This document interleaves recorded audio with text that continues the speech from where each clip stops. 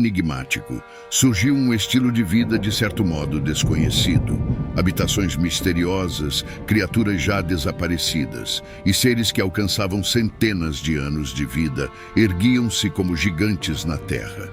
Este é o tempo que intriga muitos, conhecido como a Era Pré-Diluviana. As Escrituras Sagradas registram este período antes do Grande Dilúvio, nos primeiros capítulos do livro de Gênesis. Segundo as Escrituras, na Era Pré-Diluviana, a humanidade alcançou notáveis conquistas, mas também perpetuou uma cultura pecaminosa. Como eram as vidas daqueles habitantes naquele tempo distante? O que faziam? O que ocorreu no mundo antes do dilúvio imenso? Continue conosco até o final para entender como tudo aconteceu segundo os relatos extraídos do texto bíblico. A primeira família na era pré-diluviana foi a família de Adão. Após serem expulsos do Éden, Adão e Eva se estabeleceram e geraram filhos e filhas. O primogênito deste casal foi Caim. Todavia, Caim tornou-se o primeiro homicida do mundo, assassinando de forma traiçoeira seu próprio irmão Abel. Após seu terrível pecado, Caim recebeu uma marca de Deus e construiu uma cidade na terra de Nod. A cidade deu o nome de seu primogênito, Enoque, que se tornou a primeira cidade mencionada nas Escrituras, no livro de Gênesis, capítulo 4.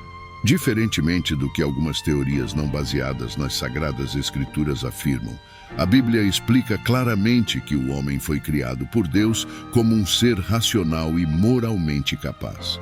Isso indica que, embora o homem tenha experimentado desenvolvimento intelectual à medida que adquiria conhecimento e desenvolvia novas tecnologias de acordo com a Bíblia, não ocorreu um processo evolutivo da espécie, como defendido por algumas teorias científicas.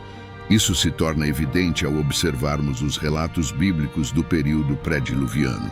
Como mencionado anteriormente, Caim, o primeiro homem nascido na terra, demonstrou habilidade suficiente para erigir uma cidade. Seus descendentes, por sua vez, foram os pioneiros em inúmeras inovações, como Jabal, que instruiu a sociedade pré-diluviana na arte de criar rebanhos, Jubal, que desenvolveu a música com instrumentos, e Tubal-Caim, que forjou ferramentas a partir do cobre e do ferro. Assim, nessa era remota, os homens prosperaram em conhecimento e habilidades, como seres criados à imagem de Deus. No tempo de Noé, conforme as Sagradas Escrituras, a humanidade já possuía os recursos necessários para edificar uma majestosa embarcação, de acordo com as divinas instruções.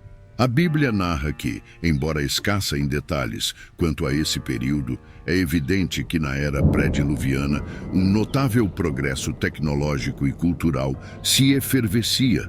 A pergunta que ecoa frequentemente em relação a essa época antediluviana é a duração da sua existência, ou seja, por quantos anos perdurou o mundo anterior ao dilúvio. O livro sagrado não oferece uma resposta precisa quanto a essa questão. Contudo, inúmeros estudiosos conjecturam que o lapso temporal entre a criação e o cataclismo diluviano possa ter sido de considerável extensão, superior ao restante da narrativa bíblica. Muitas tentativas foram empreendidas para datar esse período, todas sem frutificação.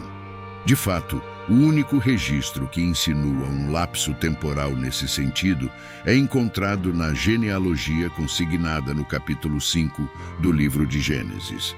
Entretanto, é dificultoso estabelecer datas precisas, pois esse registro, em sua essência, não tem a finalidade de proporcionar uma cronologia exata. As genealogias bíblicas têm mais o intuito de traçar linhagens do que definir datas cronológicas. Algumas dessas listagens genealógicas podem conter lacunas deliberadas, enfocando os indivíduos de destaque na história bíblica. Nas genealogias representativas, quando se declara que um indivíduo gerou outro, isso denota a ancestralidade, não necessariamente a filiação, como é visto em outras genealogias bíblicas. Alguns estudiosos ponderam que tal abordagem também pode se aplicar à genealogia do período pré-diluviano, como é encontrada em Gênesis 5. Contudo, Com base nessa lista, ao menos os eruditos podem inferir que o notável avanço experimentado pelo ser humano pré-diluviano possivelmente se correlacionava com a longevidade daqueles tempos.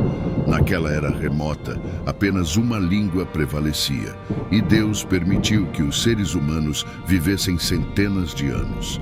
Certamente, esse fator desempenhou um papel crucial no desenvolvimento tecnológico daquela era e na transmissão do conhecimento. De fato, existem outras interpretações sobre a longevidade das pessoas antes do dilúvio. Porém, a interpretação mais tradicional e amplamente aceita pelos estudiosos cristãos é a que considera o relato bíblico, afirmando que aquelas almas realmente alcançaram centenas de anos. Se houve algo que caracterizou o período pré-diluviano, foi inquestionavelmente o pecado. As Escrituras Sagradas testemunham que um estilo de vida pecaminoso foi abraçado por Caim e seus descendentes. Num passado distante, antes que as águas do dilúvio inundassem a terra, a influência das trevas se alastrou velozmente pelo mundo. O descendente de Caim, chamado Lameque, tornou-se notório por ser o primeiro a adotar a prática da poligamia, um ato repreensível perante o Senhor. Não somente isso, ele manchou suas mãos com o sangue de 2 homens, orgulhando-se de sua crueldade, conforme está escrito nas sagradas páginas do livro de Gênesis, entre os versículos 18 e 24. E assim como seu ancestral Caim, que tirou a vida de Abel, recusou-se a se arrepender diante do Altíssimo. Caim, de fato, ousou questionar a justiça divina que recaiu sobre ele, nos escritos de Gênesis, no capítulo 6. A Bíblia relata que naqueles dias anteriores ao dilúvio, os filhos de Deus se misturaram com as filhas dos homens. Alguns intérpretes, em verdade, especulam que isso implicou uma união entre seres espirituais e mortais, onde, porventura, anjos caídos se uniram a mulheres na terra. Contudo, a maioria dos estudiosos concorda que a interpretação mais apropriada ao texto bíblico é que essa mescla representou a decadência humana, quando os justos se relacionaram com os ímpios. Assim, rapidamente, a iniquidade prevaleceu, dominando toda aquela civilização. Significa que naquela era, a descendência justa de Sete, com 7 gerações de piedade, preservou o conhecimento de Deus. Porém, ao longo do tempo, essa linhagem se entrelaçou com a raça corrompida de Caim, culminando na depravação espiritual intolerável. Dessa união surgiram os Nefins, homens valorosos e renomados na antiguidade. No entanto, aqueles tempos pré-diluvianos também abrigaram indivíduos fiéis ao Senhor.